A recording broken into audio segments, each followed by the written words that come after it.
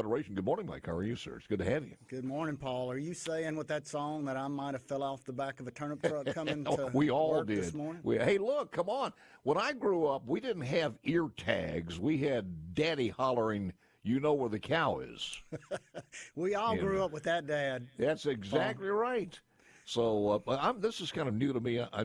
We took a trip once to Vermont to and it was a dairy farm. And this was supposedly, and I've related this story before.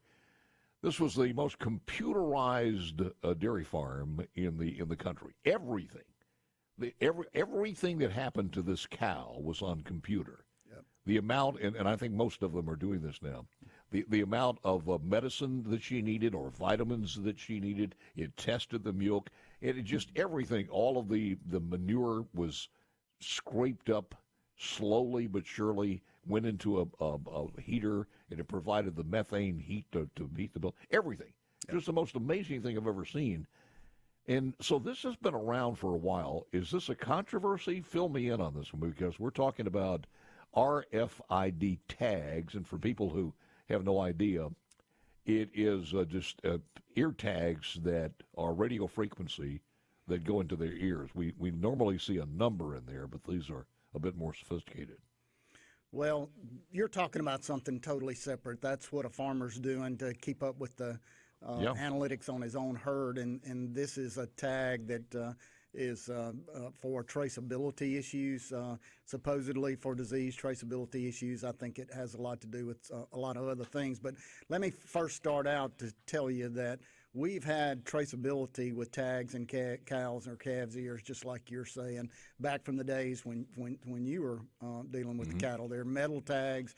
They go in their ear. We can trace that animal back if there's a disease outbreak, and I think that's very important for the public to already know that we have traceability. Now, these electronic tags would be, in theory, something that would make the job for the state veterinarian that's keeping health papers or whoever is shipping cattle a lot easier to go back and find. But what it realistically does is put the burden on the producer to handle the technology that they would have to be able to handle this. And I don't believe in the state of Mississippi, with small herds up to about 40 head, I think is our average, and older producers, that they have the capabilities of dealing with the electronic ear tags. So what happens is then it goes to a livestock market for them to deal with, and it slows down the speed of commerce. They've got to take the time to do that. It costs additional help for them to do.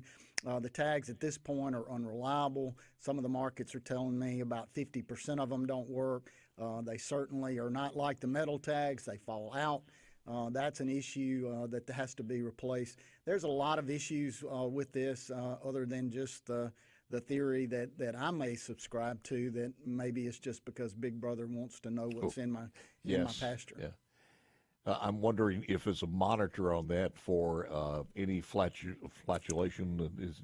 Ultimately, is that going to be a part of it? Your cow here is farting too much. So it needs to be taken out first. So what's going on now is we've already gotten the rule from USDA that cattle over 18 months have to have these electronic tags. Wow. We're doing that currently in the state of Mississippi. It's not a big deal because there's not as many of those moving as they are cattle under 18 months, which are the calves going to the feedlots out west. Those would be a lot more and a lot more intrusive to get done. But What's the cost problematic. Of this? Do you have a cost per cow? The tag themselves is not the real cost of doing business this way. The cost of the tag somewhere between $2.50 to $3.50 a piece, and that's what the government is selling for this. Is they can go in and appropriate money to pay for the tags, and the farmers should be fine. We're going to pay for the tags. It's no cost to you, but that's just simply not true. There's somebody doing a lot of work that's not going to get compensated, not one single penny. For doing that additional work, and the consumer won't pay for it. The packers won't pay for it. The feed yards won't pay for it. So all of the work is going to happen before the animal has any chance of added value up the supply line. So somebody else will get some added value to it, but it won't be our people here in the state of Mississippi. It really is a shame, and it's one of those things that shows how distrustful we are to Washington, D.C. right now. No matter what even if their intentions are good, sometimes they're so far left they couldn't be good. So but most of the time, it's just for an agenda that they have. I've been to Washington, D.C. and talked about this to a lot of different people and told them why it's difficult for us to comply with and some of the other issues that we would have with it. And one head of one of the committees up there told me, he said, Mr. McCormick, we're proud that you came, because what happens in Washington, D.C. is the people that are sent here to lobby, the bureaucrats that work here, they forget where they come from, and they don't understand the complications that you're going to have on your farm being able to deal with this. And we don't know unless you come and talk to us about that. So we're very in tune with this. Over the many years, and some of our congressional delegation who've served a long time, I've asked them questions that they were so out of touch from buying a gallon of gasoline sometimes to everything else. When you stay up there a long time, you are insulated to a point. Now, what are the consequences we're talking about if you don't do this? Well, the rule that we have right now is only a proposed rule that we're going to do it over 18 months of age cattle, and I think we can deal with that. The big issue is going to come if they tell us we're going to have to go to all classes of cattle. They have not done that yet. Well, I think what they're trying to do through USDA, the people that want to make this happen, is get funding in some bill, an appropriations bill that would fund these ear tags, and then come back and say, okay, we funded the tags, now we're going to do the program. I'm all for funding the tags once a program exists, but funding a program that doesn't exist, to me, is only a way to flip it and make sure that we have a program. I think I read somewhere in here, and I just sped read it real quick. Is it an insertion chip as well as an ear tag, one or the other, an option? I hadn't heard anything about a chip, but it's the ear tag itself is capable of carrying a lot of information. And when we talk about funding it and putting it in the cattle's ear, there's no rules or laws that say what a packer can control or access with that data. The general best management practices is we'd only do 2 or 3 things: disease traceability back quickly to where it came from. But there's no law that says that a lot more information can't be stored on that tag like you were talking about, and who can make money off of that information. It's all about making money. The people that make the tags are going to be billionaires. The people that can access the information off that tag are going to make a lot of money, and the farmers back on the farm are going to be the ones that pay the price and get no value out of it. Well, boy, for somebody who's been off the farm for a long time, is this taken through blood samples? Is that how the data is arrived, through the blood in the ear? How's just sticking a tag in there? Well, how do you get body metrics from there?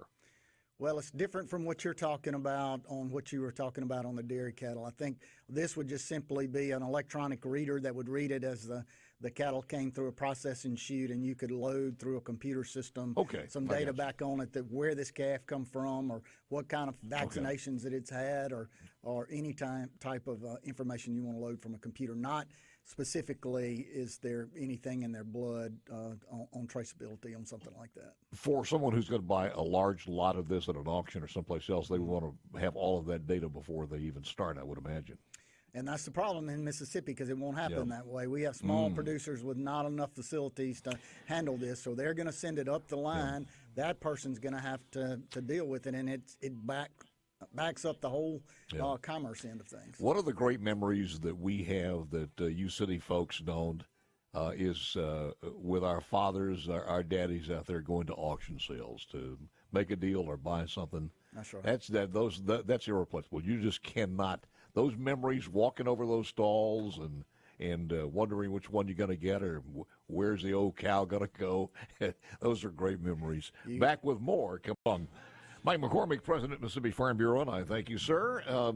Let's skip to a couple of other things here. The legislature, well, we got about 35, 40 more days left of the legislative session if they don't cut it short. Anything going on that you want to spotlight, like maybe the foreign land legislation that's, I think it's still alive, is it not? Yes, sir. We work with both the House and the Senate and other ag groups and a lot of other different people, elected officials like Secretary Michael Watson, to get a foreign ownership of land bill that protects our farmers and protects our Mississippians from some nefarious country from coming in and buying up our farmland. I think it's a good bill. It's in good shape. I think it'll pass both the House and the Senate again. We had it passed out of both chambers, and now they got to swap them and do it again, and we'll get it on the governor's desk, and I feel confident he'll sign it. It's one of the weaknesses in our law was it didn't specify who would regulate it, what governmental agency was, and we believe that Secretary of State Michael Watson is the right man to do that. The Attorney General's office would be the one that would enforce if we ever needed to do something like that. So we've got a good bill, and I'm proud of it. We had a situation come up. What was it, a couple of weeks ago, when we had some people stealing horses, and it was amazing because the ag department gets they've got some investigators, but stealing equipment off of the farm is nothing new. But back in the days when somebody stole a small Ford tractor, that might have shut down a small farmer just to steal that one tractor. But I guess what I'm pointing at today, when you steal something, it could be over $1 million or a $500,000 piece of equipment. Yeah, and it goes on in our state like elsewhere. It does. I would suspect most of that's going to be smaller equipment that people might have, deer hunters or something.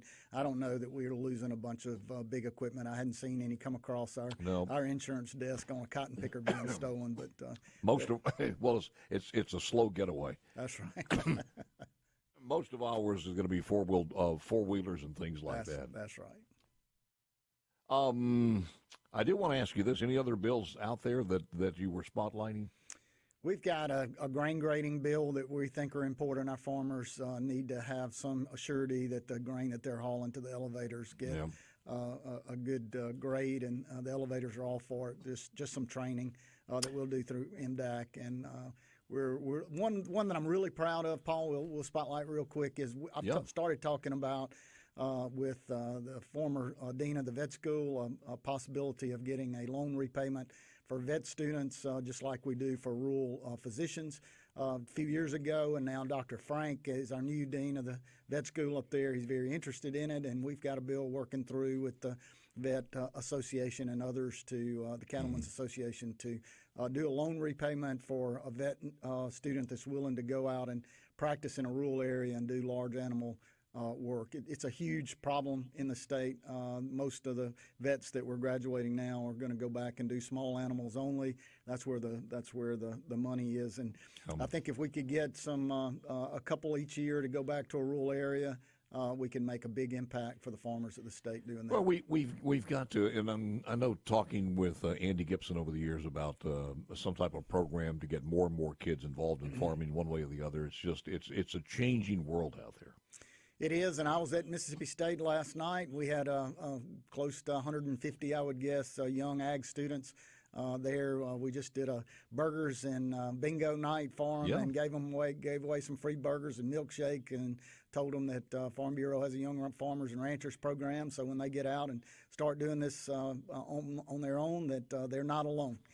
There's other people doing it. I guess one of the ways to look at this is you have to adapt to whatever it is, because it is what it is.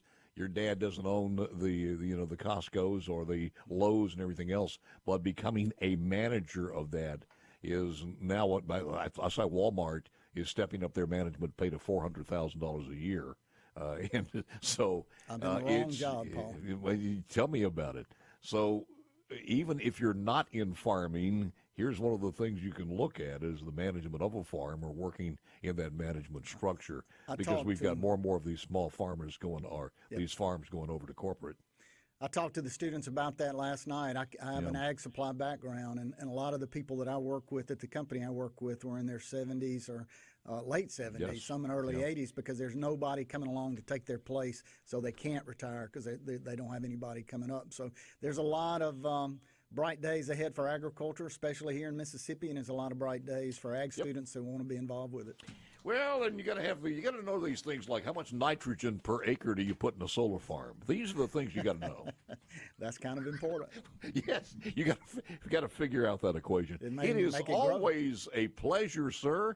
I thank you so very much, and do not be a stranger. Yes, sir. Have me back You got anytime. it, Mike.